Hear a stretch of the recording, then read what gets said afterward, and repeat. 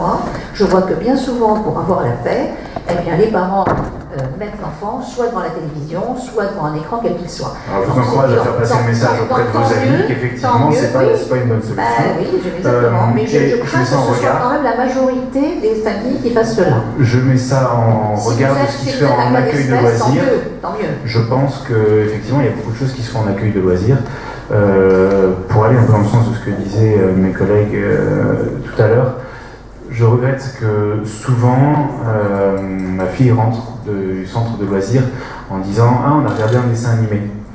Elle a 4 ans et demi.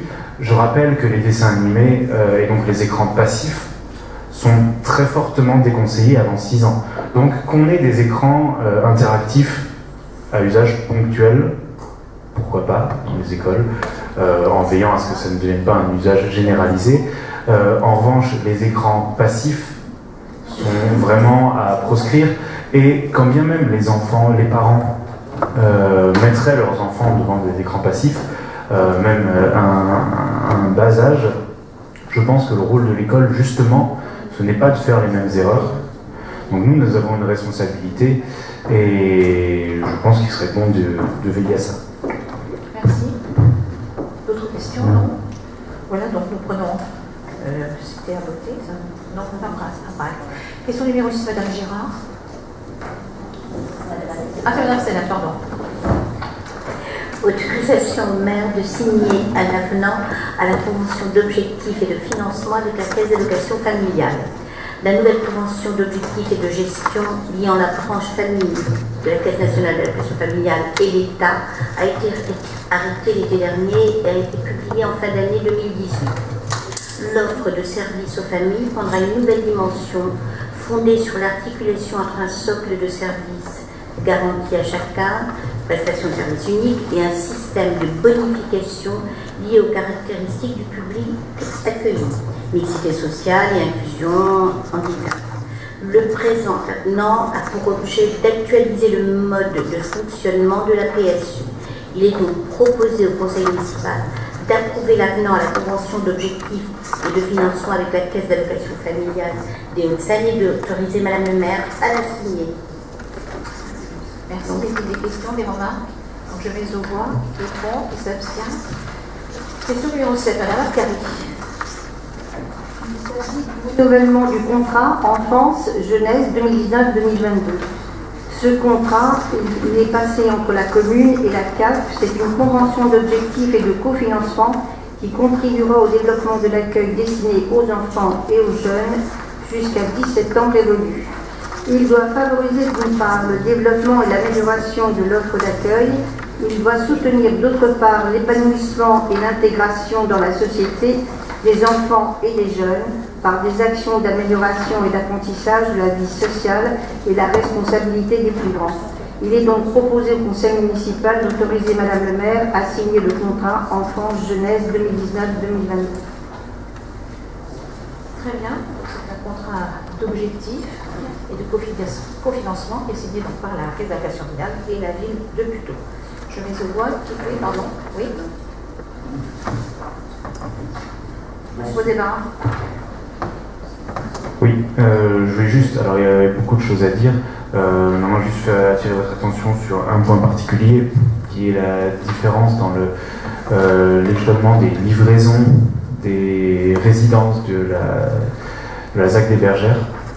On parle effectivement des résidences qui sont livrées en 2019, en 2020, en 2021, et on nous dit que pour contrebalancer cette arrivée massive de nouvelles populations et donc de nouveaux enfants, il y aura la création d'une crèche, la crèche des Bergères, qui arrive en 2022. Donc attention, ce qui veut dire qu'entre 2019 et 2022, on va quand même se retrouver avec 3 ans où on va avoir de plus en plus de nouveaux enfants sans avoir de nouvel établissement. Normalement, on a des crèches, pas mal de crèches dans le Haut-Puteaux, donc on devrait y faire face. Oui, bah, sauf qu'elles sont déjà pleines à 100% aujourd'hui, donc on n'y fera pas face vraiment. Les enfants qui partent, c'est les enfants qui reviennent, donc on devrait... Avec la population actuelle, mais là il y aura de plus en plus de monde, il y aura de plus en plus d'enfants. Et les enfants qui sont en crèche aujourd'hui seront à l'école demain, donc ça va forcément... Oui, mais les Putéliens présents ne vont pas arrêter de faire des enfants parce qu'il y a des nouveaux habitants qui arrivent. Je pense que vous avez 40 000 enfants, si vous en aurez 2 ou 3, ça serait très bien, je pense. On verra, on verra. Pour l'instant, ça tient. Oui, monsieur Gravert. J'ai la même remarque pour un autre quartier de Buteau qui est en plein développement, c'est le quartier des Arts, cette fois dans la ville, dans le bas de la ville, ce n'est pas le quartier des Bergères. Et là, il est indiqué effectivement dans ce dossier la création d'une crèche, la crèche Voltaire. Ouverture assez vague, puisque vous indiquez 2020-2021, alors qu'elle aurait dû déjà être ouverte. Et une autre indication qui m'inquiète un peu dans le dossier, puisque la crèche Voltaire il était indiquée en attente d'adresse, alors que cette crèche en principe est déjà construite, mais que les travaux sont bloqués par une procédure devant le tribunal administratif. Donc là aussi, il y aura danger, puisque les premiers habitants sont arrivés dans ce quartier, et la crèche n'ouvrira que dans 2 ans, si elle peut ouvrir. Elle va ouvrir. Seulement, il y a des logiques, monsieur Gravert. On ne peut pas mettre l'adresse d'un bâtiment puisqu'il n'est pas livré. Donc quand il sera livré, je veux dire, il y a des logiques. Vous émettez des questions qui sont absolument incroyables. Attendons que ça soit livré, on donnera l'adresse. Ah oui, par exemple, quand vous n'habitez pas à un endroit, on peut donner une adresse. Bon, bref, donc je garde tout cela. Donc je mets au voie cette question numéro 7, qui est contre, qui s'abstient. Une abstention. Ah, pardon, madame Jeanne. Oui. Juste un mot sur la crèche du quartier des Arts. Bon, d'après ce que j'ai compris, elle ne se trouve pas, ou en tout cas elle se trouve trop près de la cité Michel. Donc, qu'est-ce qui a été fait pour résoudre le problème? Est-ce qu'il était possible de déplacer la crèche, justement, ou de... la crèche en fait, est-ce que le problème est résolu et comment? Oui, je vous en parlerai tout à l'heure, parce qu'il y avait une question de M. Gravert, donc j'y reviendrai. Mais la crèche ouvrira ses portes dans cet endroit. Ok. Donc je vais sur cette question numéro 7, qui est contre, qui s'abstient. Unanimité, je vous en remercie. Question numéro 8, Mme Gérard. Renouvellement du principe de la concession de services publics portant sur l'exploitation de la crèche des Trois Ours.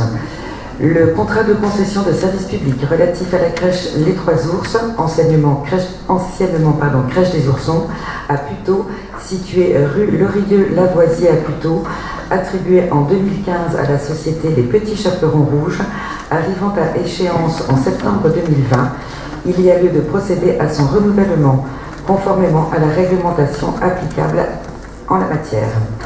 Le nouveau contrat est prévu pour une durée de 5 ans à compter de la date de prise d'effet au 1er septembre 2020 jusqu'au 31 juillet 2025. Il est donc demandé au Conseil municipal d'autoriser le lancement d'une nouvelle procédure de concession de services publics pour l'exploitation pour la crèche des Trois Ours. Tout à fait, merci. Y a-t-il des questions, des remarques? Oui, madame. C'est juste une question par rapport à cette crèche, parce que j'arrive pas à visualiser la surface de l'aire de jeu. Parce qu'on a l'entrée où tous les parents posent les... Oui, c'est la gauche. Ouais, la surface à peu près. Elle est grande, ouais. Enfin, sur le map, j'ai vu que c'était grand, mais... Ok. Parce qu'en fait, si j'interviens, c'est par rapport à la crèche qui se trouve avenue Général de Gaulle. Oui. J'étais assez étonnée de la petite surface d'aire de jeu qui est vraiment sur l'avenue et en plus à proximité des voitures. Donc je ne savais pas s'il y avait une aire de jeu à l'arrière du bâtiment, mais quand j'ai été voir, ça m'a pas... Donc c'est pour ça que je vous posais la question si cette aire de jeu avait une surface assez importante. Ben oui. Ok, entendu. Ça serait bien de vérifier l'autre. Oui, moi, je trouve que l'aire de jeu est ridicule. L'aire de jeu, je suis sûre qu'elle y est. Avenue Général de Gaulle, franchement, c'est vraiment ridicule. Non, elle n'est pas ridicule. Mais si on peut donner juste le nombre de mètres carrés à Mme Sersalan, l'aire de jeu avenue Général de Gaulle est vraiment sur l'avenue. Hein. Oui, mais les enfants sont à proximité. Elle la pollution routière. Non. Pour savoir s'il y a une aire de jeu. Elle est sur la contre-allée, elle n'est pas sur l'avenue, elle est sur la contre-allée déjà. Il y a moins de passages. Non, mais c'est pas comme elle était sur la vue. Et ensuite, il y a une barrière végétale avant d'arriver sur la cour. C'est vrai qu'il y a des arbres. Bien sûr. Il y a des arbres, c'est vrai. Mais c'est vraiment petit, celle qui est l'avenue Général de Gaulle. Moi, franchement, je trouve ça vraiment ridicule. Et par rapport à cette crèche des Oursons, est-ce qu'elle est accessible aux personnes, est-ce qu'elle est en vie accessible ou pas? Parce que moi, quand j'ai vu les dimensions de l'accès, c'était pas très... Ah, ça c'est obligatoire. D'accord. Bien sûr. Parce que, Parce que sur Internet, c'est pas écrit. non, mais parce décision d'anti-accessibilité des crèches ou des établissements scolaires. C'est parce que c'est logique et c'est une obligation. Si ça n'est pas fait, on n'a pas le droit de connaître. C'est une obligation, mais parfois C'est une obligation, bien sûr. C'est pas tout. Donc, pas d'inquiétude à ce niveau-là. Mais c'est fait. Mais sinon, si vous voulez, on n'est pas tout seul. Hein. La CAF ne donne pas l'autorisation et on ne voit pas. Et la PMI, pardon, la PMI, tout à fait. Donc, c'est tout vu. Donc, je mets au voie ce renouvellement de principe de concession de service public. Qui est contre, qui s'abstient? Une abstention. Je vous remercie. Question numéro 9, toujours Madame Girard. La délégation de service public relative à l'exploitation de la crèche des Trois Ours située rue Lorilleux-Lavoisier à Puteaux a été confiée à la société Les Petits Chaperons Rouges. Afin de permettre aux futurs délégataires de s'organiser dans les meilleures conditions possibles pour la rentrée 2020, il est proposé au conseil municipal d'autoriser Madame le maire à signer un avenant modifiant la date d'achèvement du contrat de délégation de service public précité, afin qu'il prenne fin au 31 juillet 2020 au lieu du 31 août 2020. Merci. Donc, il s'agit de décaler d'un mois. Je mets au voie qui est contre, qui s'abstient. Unanimité, je vous en remercie. Question numéro 10, toujours Madame Girard. Donc, la société 1001 crèches a sollicité la ville afin de lui proposer un partenariat portant sur la possibilité de réserver un certain nombre de berceaux en contrepartie d'une contribution financière pour une durée de 3 ans. Ce partenariat concernera les demandes de places d'accueil exclusivement issues de familles putéoliennes, dont au moins un des parents est salarié d'une entreprise membre du réseau 1001 crèches. La société 1001 crèches s'engage alors à verser une contribution financière de 9 000 € par berceau et par an. Il est donc proposé au conseil municipal d'approuver le partenariat avec la société 1001 crèches et d'autoriser Madame le maire à signer la convention de réservation de berceaux et tous les documents nécessaires. Merci. Y a-t-il des questions? Oui, monsieur Odela.